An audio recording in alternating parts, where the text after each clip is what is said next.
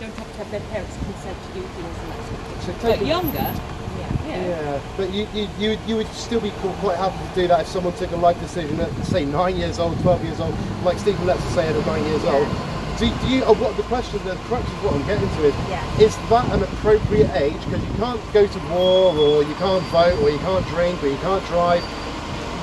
How would you be in a suitable position, pre-teenager, to make a decision that could impact on your contact with family? well, they wouldn't at 9-year-old. They wouldn't. But you're still their parents, you still take care of them. Yeah, that's Stephen Letts says to get back to.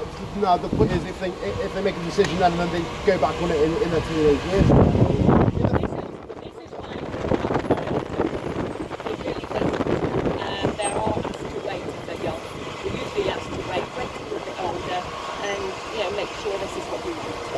After they finish university or something like that. Yeah. Just make sure this is what you really want. Yeah. And once you make that decision, you need to tell them if you want. I've got to say you've been thoroughly nice today. Thank you so much for talking to me. A lot of what you says does sort of go 180 degrees against what Jeffrey Jackson says in the Royal Australian Commission, which is a little bit weird. I mean, if you're allowed, I don't know if they let you watch them speak when it's not official. Yeah, I mean, like I said, the Royal Australian Commission is literally just interviews with Jehovah's Witnesses, and you know about all the big court cases and all the rest of that sort of thing. I mean, it's pretty horrendous to what was going on in Australia, and obviously the marriage was a very big thing as well. As Candice Condie is a very famous case you can look up, because she didn't sign a non-disclosure agreement with AW.org when she took a payout. Most people take the payout, they sign a non-disclosure agreement, they're not allowed to talk about it. Candice Condie deliberately said, no, I will not take that, because the Lord needs to know what the elders have done to me. Yeah. So you can see her talking about it, I don't think, because she's not legally bound to do it. Yeah. But what I really recommend to you is just to watch the Royal Australian Commission. It's on the government side. I can see by looking at your face. I've spoken to Mormons and said this sort of stuff before, and they've been like, wow. It's a government site, and it's literally just, you can watch the entire thing from start to finish of the governing body member and the high-ranking JWs. But things that they're saying are 180 degrees against what you seem to be saying here. What I will say is, like, no organisation, and Jehovah's Witnesses as well, no organisation is perfect. No. Because God is letting it be run by imperfect men. Yeah. So they're trying their very, very best. And there is going to be cases that go through that maybe weren't dealt with exactly right.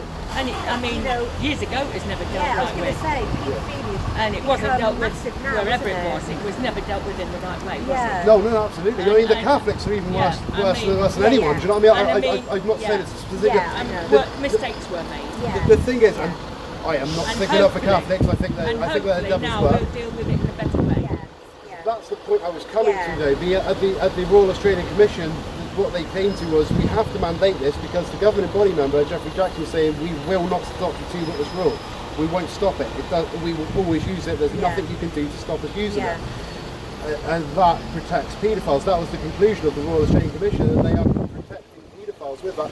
Even though the barrister, who I'm assuming is very read on the Bible himself, went through scripture and verse and literally just dismantled their scriptural argument with scripture. And at the end of it, you could just tell Mr. Spinks sort of like, oh my God, they've got me here. But you know, about the two witnesses, about the women in the field and everything. But they said, you will not stop us from using the two witness rule. Even when they've said that this protects paedophiles, do you accept that this protects paedophiles? Yes, it does protect paedophiles, but we will still stick with it because it's what it says in the Bible. And then that's when he goes on to the other scriptures about the woman in the field at the end of it. No, we still won't change it. The two witness rule does protect paedophiles. There's no two ways around that. It does save people from being falsely accused. I'll give you that. Yeah, so it's any. But I would. If you said, like, if you didn't just say paedophile, if you just said anybody who's doing anything wrong, if you like, or gets accused, the two witnesses is a fair judgment. Okay, so let's not just say paedophile, because I know, like, no, that's fine. Let's just say anything. So you can say to yourself, well, yeah, that is only fair that two witnesses, especially if it was you that was being accused. So, if someone reported someone for fornication, would they need a second witness for that? Well, if you've answered that yourself, if that's what you said the governing body said, well, I can't say from that. Yeah, or if someone... Scripturally. You're not allowed to do drugs or stuff like that, so if someone was reported for doing drugs, for example, would that require a second witness? Because they don't. He asked this question, and Jeffrey Jackson says that it's not my. The mouth for 2 witnesses. It does. If you went into a governing body, if you went into it with elders and a brother was accusing you, you would have the mouth for 2 witnesses. Yes, that's true. But it's one word against the other, Yes. otherwise. And It's sometimes only the evidence, yeah. and sometimes the evidence tells you anyway. Exactly. So what would you prefer? So say it was a paedophile and Yeah. that family then rang the police. Yeah. Say it went to the elders as Yeah. well, but then the family or the elders Yeah. rang the police. Well, the evidence would come out anyway because the police would be investigating. Yeah, but that's what the Royal Australian Commission said, is that they do not take it to the police ever. Oh no, they do. Oh no, but they do. They've actually written out a letter from JW.org, which they have to give to anyone that says they've been abused, which says you have every right to go to the police yourself. We will not stop you from going to the police. And the legal departments have printed that out. This came up in the and that they hand it to them to say that they have a right to go to the police. Yeah. But they specifically said we will not report them ourselves. That's what they're saying in court. That's what the governing body is saying in court. We will not report them ourselves. Yeah, but the point that the elders will never go to the police. Right. The point that they brought up was that a lot of the cases, because obviously the branch committee. every single time they ring the legal department at the branch. Would deal with it anyway. No, because they speak to Mr. Spinks, who's head of the legal department. He says no, we would never ring the police. We just tell the families that they can. Yeah. So JW.org, to my knowledge, has never once in its existence reported anything to the police. It's always said you've got the right to, and they've done it themselves, which kept a very big amount of paedophiles in doing what they're doing for a very, very long time. Yeah, I mean that's just factual.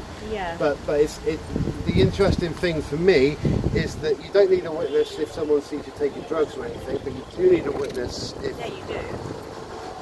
Again, I would recommend that you watch what your governing body's saying on the ARC, because what they're saying is very much different to what I hear you guys say, and it's a bit weird that you should be obviously. Yeah, absolutely I mean, hand in glove. I haven't seen that video, but as far as I understand the Bible, I would say it's at the mouth of 2 witnesses for definite. So you would be happy for children to carry on being no, take us to wrong. Please, I'm not. Yeah. Take one saying after I've said it. If it was my child and they came to me and said they were being abused, would I ring the police?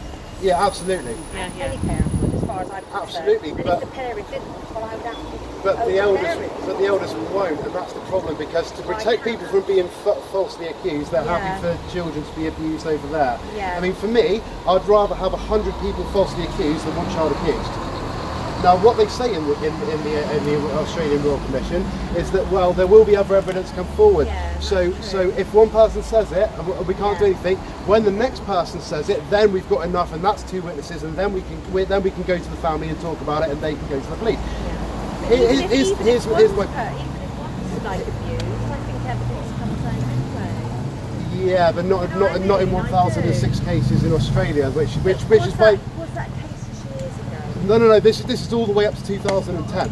Okay, and they've refused to change. Those other cases dealt with? They were never dealt with. That's the problem. But is it years and years ago? It's for the. I don't want to say things are not true, but it's up to 2010. But the point of it all was that they won't change the rule, even though they've been told that it is. But what they did say was, if you mandate us, if you tell us by law that we have to ring the police, then we would ring the police, and that would make things easier for us. That's what they said. Now, if they're willing to do it because Caesar said it, why are they not willing to do it to save a life? Do you understand? Well, we do what Caesar said, you see. We do respect Caesar. Unless it goes against the word of God. But if the 2 witness rule, for example, is in place and everything, then that is higher than Caesar's law. So why would Caesar mandating it mean that they can go above God's law? Tell you what, you've done a lot of research. I certainly have. I'm writing a lovely paper. And you still want to look into it? Absolutely. Because you seem to be picking up on all negatives rather than the goods. Oh no, I know there's a lot of good in the actual basic. I mean, the thing is, I'll leave it at this, and I'll go after this. He must be fed up. Yeah, I'm paying him for his time. It's all right. Yeah, we actually need to get back to work. We might have to skip lunch, mate. Yeah. But the last thing I say on it, and I'd leave you with this one to have a little look. It's number one, the Royal Australian Commission There's no bias in there. There's no. It's not someone having a go at the JWs or anything like that. Yeah. Or JW org. It's literally your own governing body members giving evidence, which seems to be 180 degrees apart from what you've been saying today. It's highlights including Jeffrey Jackson saying, "Oh, I don't really know what goes on with this fellowship, and that's not my department." You can watch him say it with his own mouth. There's a lot of people online that say, "Wow, that's a crazy thing to say." All the rest of it. The other thing that I'd say, and I do have to go now because we've now missed lunch. I was going to say, you missed your lunch. Yeah, I certainly have. Is you said that you don't go to war or anything like that, and all the rest of it. Do you know what the Henrietta M. Riley Trust is? I don't. Never heard of it. Never heard of it. Okay, so to avoid anything online that might be biased or against you or anything like that, if you type into your Google, bear with me 1 second here, how do I look up the tax returns for non-profit organisations? Right. It'll give you a site, and that in the US, Yeah. it'll give you a site, and that site leads you on to 3 separate companies, and their entire job is just to list the tax returns of all non-profit organisations in the US. Yeah? Go on to any of them 3 sites, and I've done this in my research as well, it's crazy. Yeah? Any of them 3 sites, and type in Henrietta M. Riley. Okay, again, it's a government site, it's not propaganda, it's a tax return. Henrietta M. Riley is a trust owned by Watchtower Bible Tract Society. 2016 was the last record that you can check, and that was when they were in Brooklyn, is it California Heights or something, Brooklyn, or whatever the address is. It goes through, it's worth a few $1 million. They take about $500,000 in dividends off it every year. It's completely 100% owned and run by and for JW.org. Okay, or the Watchtower Bible Tract Society. On the back of that, it has every single investment that trust makes. Do you know what companies that invest in? Lockheed Martin make fighter jets. Honeywell, they're another arms company, they make cluster bombs. Boeing, they make jets. Disney, Facebook. Yeah? These are companies that when I do my research online are very much removed from what the JW speak about. No, they're sort of worldly. I've heard on one of your videos about watch out for cartoons where the demons can come in. It's all demonic. I would assume that's talking about Disney or something like similar. But JW.org is heavily invested in Disney, in Facebook, in Lockheed Martin, in Honeywell. No, but that was something that really. So when I read that, I thought, no, that's got to be rubbish. Oh no, it's massive. Do you know how much money they made off of selling their Bethel? Over $1 billion. It's crazy. Do you know who they sold that to, by the way? You can look this up. Yeah, I do know who they sold it to, but remind me if I do know. It's Jared Kushner, Donald Trump's son-in-law. That's it. Yeah, it's a bit weird that one, but no, they. Yeah, I know. Look, Dad's not exactly a peach, though, is he? You know, but but look at that. Because how do I find out the tax return? Non-profit organisations, any one of them sites, Henrietta M. Riley, and it says right there. It's on page like 8 or 9 who the beneficiary is, who the owner is, Watchtower Bible Tract Society, and then it goes into the investors and it lists off all different arms companies, Monsanto as well, very evil company. They run all the food, the genetically modified food, and all the rest of it. They're listed in every company that you would think is a really nasty, horrible company, and they're heavily invested in all of them. It's quite eye-opening because the best thing, you know the phrase, follow the money. I mean, you look at Scientologists, the way they get that money is crazy. It's crazy. They have different levels. To go up each level, you have to pay so many $1,000, all the rest. But yours all comes from voluntary donations. British Bank and all the rest of it. But yeah, what that money's being spent or invested in is really, really what I would consider to be unscriptural. I don't know that. I mean, would you be allowed to look on? Would you be allowed to look on the tax office website? Yeah, it could be to do whatever we want. Will you? I don't know.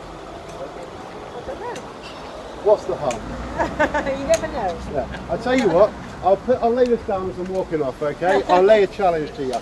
Take what I said about Henrietta M. Riley. Feel free to write it down. Assume that I'm lying. Assume I'm lying. Assume I'm here to give you falsehood and prove me wrong. You can do it on the tax office website. How do I find out the tax returns for non-profits? They'll give you 3 sites. They're all the same. They just hold the record for JW, Save the Children, anything that's non-profit. Henrietta, exactly. So it's not someone having a go at them or anything like that. It's just a tax return. Have a look at that. Have a look at all the different companies that they're invested in, and think about whether or not that would be mentioned in your temple or your kingdom hall or whatever. But thank you very much. You've given me some really, really good material there. Thank you.